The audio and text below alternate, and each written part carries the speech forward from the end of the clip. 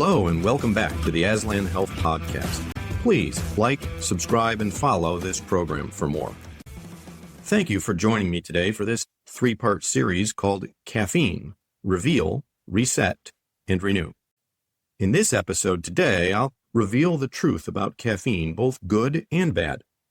We're going to take a deep dive into what caffeine really is and how it works in our bodies. Why so many of us absolutely love our daily caffeinated beverages. Once we understand the truth about something like caffeine, we can make wise choices and truly enjoy it without guilt or misunderstanding.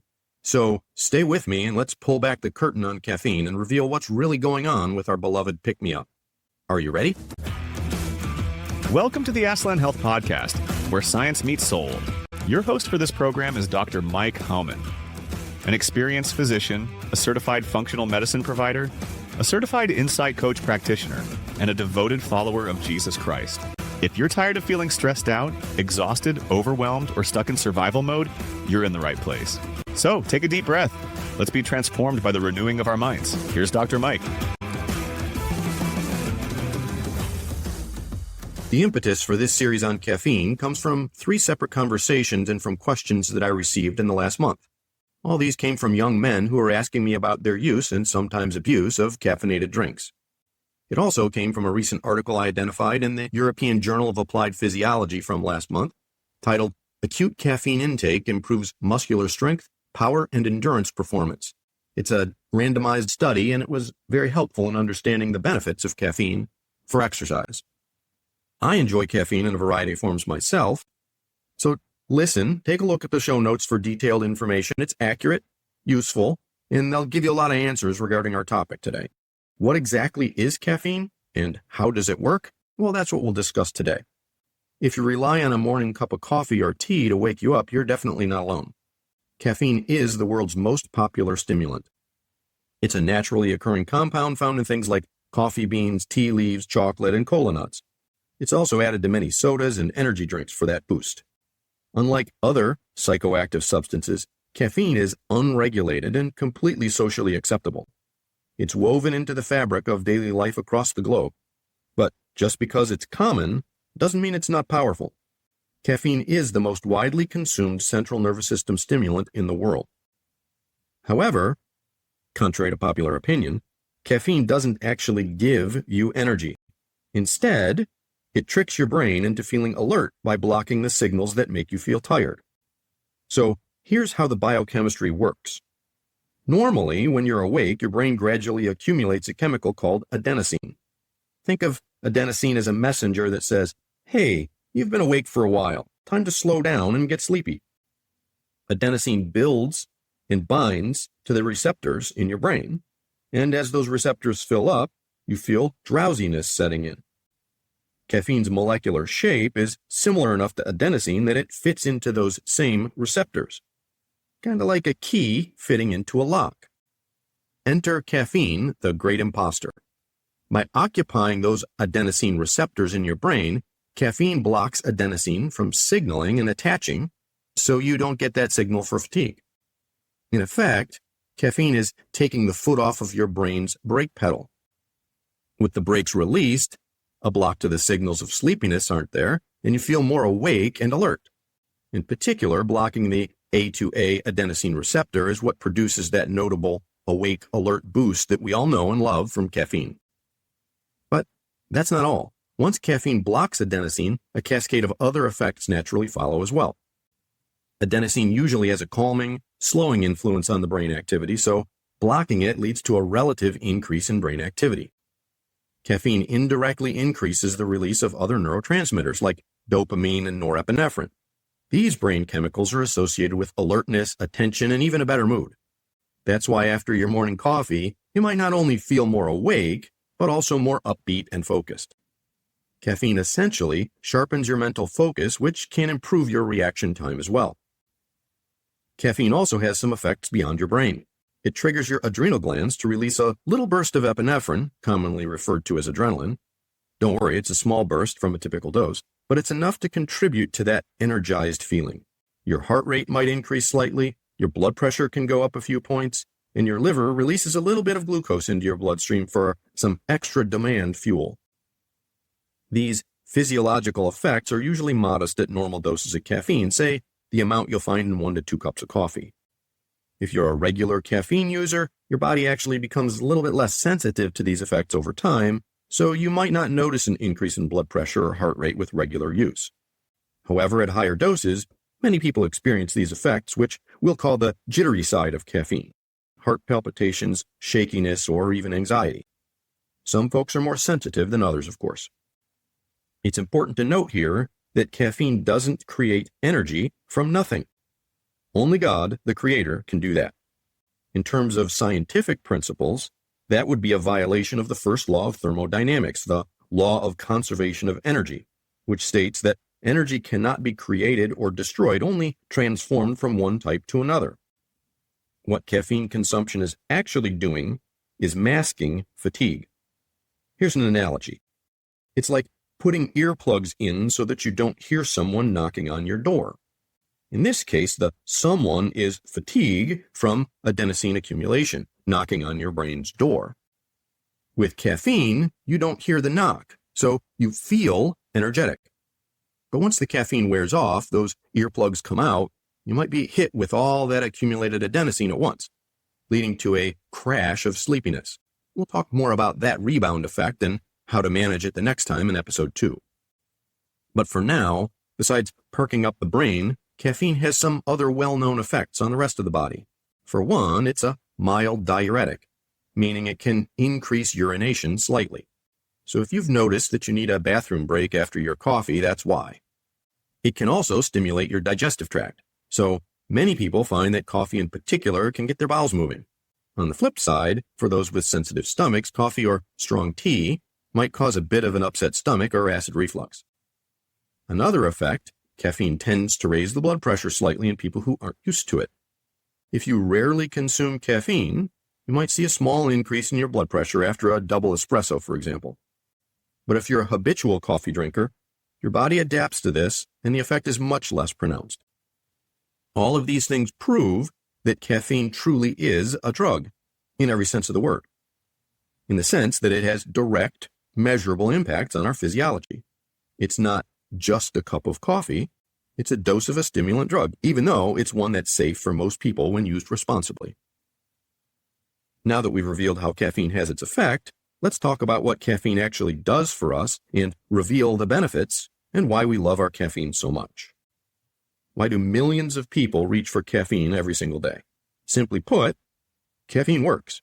Whether it's to pry your eyes open on an early morning, to help you power through a long meeting, or to get a boost before a workout, caffeine delivers tangible effects that many of us rely on. Let's break down some of the proven benefits and uses of caffeine that make it so popular. 1. Enhanced alertness and focus. The most immediate perk of caffeine is that it keeps us awake and mentally sharp. Even a relatively small amount, say the caffeine in an 8-ounce cup of coffee or a tea, which is about 100 milligrams, can increase your vigilance and your reaction speed, especially if you're tired or you're doing something monotonous. Caffeine reduces that feeling of mental fatigue, letting you concentrate on work or study longer than you otherwise could. Many people also noticed an improved mood and motivation after their morning caffeine fix. In fact, moderate doses, around 150 to 200 milligrams, tend to boost mood and cognitive performance for a few hours. That means you might not only feel more alert, but actually think a bit more clearly and feel more like tackling your tasks. It functions as a temporary mental pickup. The caffeine effect isn't just for your brain, though. It's also renowned as a performance enhancer for your body, like the study I noted earlier. Athletes have used caffeine for decades as a legal ergogenic aid, which is a fancy term for something that improves physical performance. Endurance exercise seems to get a particular enhancement.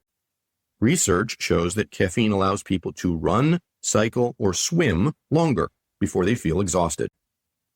Part of this is because caffeine can reduce your perceived exertion. In other words, that marathon or long bike ride actually feels a bit easier when you've had caffeine, so that you can keep going.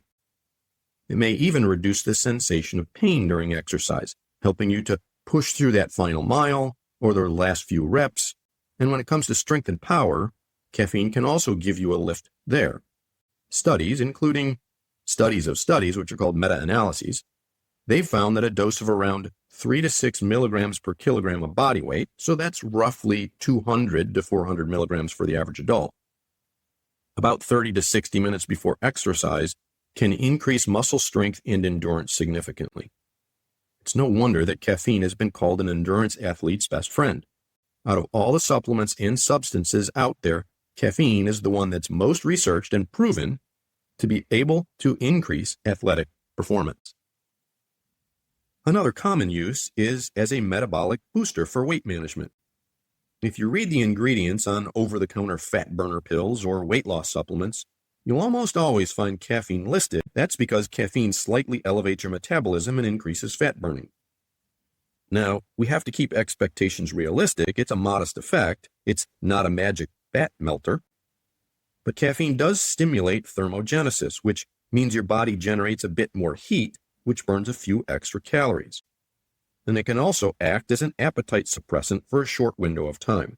This 1-2 combo can assist in managing or maintaining your weight. In fact, some observational studies have noticed that people who increase their caffeine intake tend to gain less weight over the years, compared to those who don't use caffeine at all. To be clear, you can't outdrink a bad diet with coffee. Caffeine isn't a weight loss silver bullet on its own. However, as part of a healthy lifestyle, it might give you a slight edge in preventing gradual weight gain, or to help you stick to a calorie-controlled plan more successfully. Another notable effect is improved mood and brain function. A lot of us would simply say, coffee makes me feel happy. There's some truth to that. By increasing dopamine and other neurotransmitters, caffeine can enhance your mood and even temporarily ease the blues. Some research has even found lower rates of depression among regular coffee drinkers. Of course, there is a caveat. Too much caffeine can backfire. It can increase your anxiety, nervousness, especially if you're prone to anxiety or you overdo the dosage. The key, as with most things, is finding the right amount, one that provides mood enhancement and increased alertness without causing the jitters or anxiety. That sweet spot, of course, is different for everyone. Let's talk about the long-term health associations related to caffeine use. If you're a coffee or a tea drinker, you'll be glad to hear that the habitual, moderate caffeine intake is linked with some very positive health outcomes. Large population studies, we're talking tens of thousands of people observed over the span of many, many years, they've found that those who regularly consume coffee or tea tend to have a lower risk of several chronic diseases, including type 2 diabetes and heart disease, compared to non-consumers. They've also observed a bit longer lifespan on average of coffee drinkers.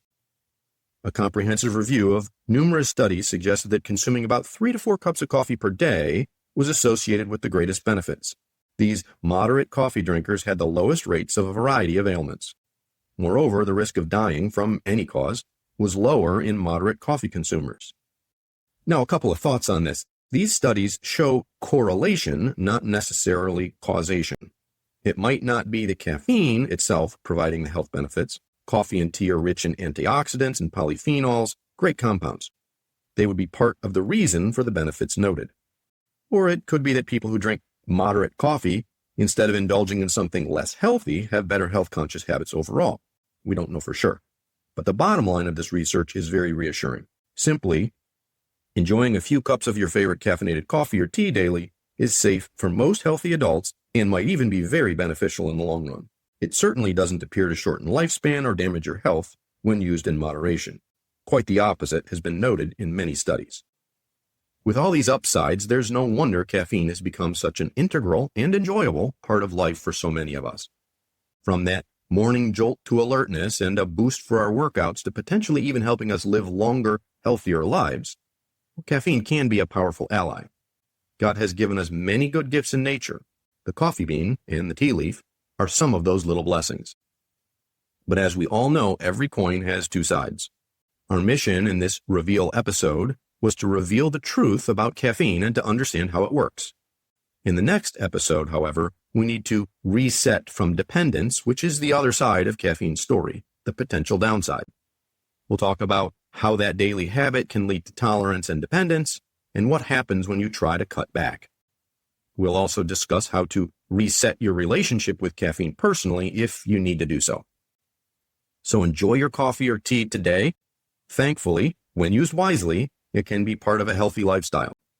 Please take a look at the episode show notes for more details, helpful infographics, and references for 145 research articles used to provide this curated information.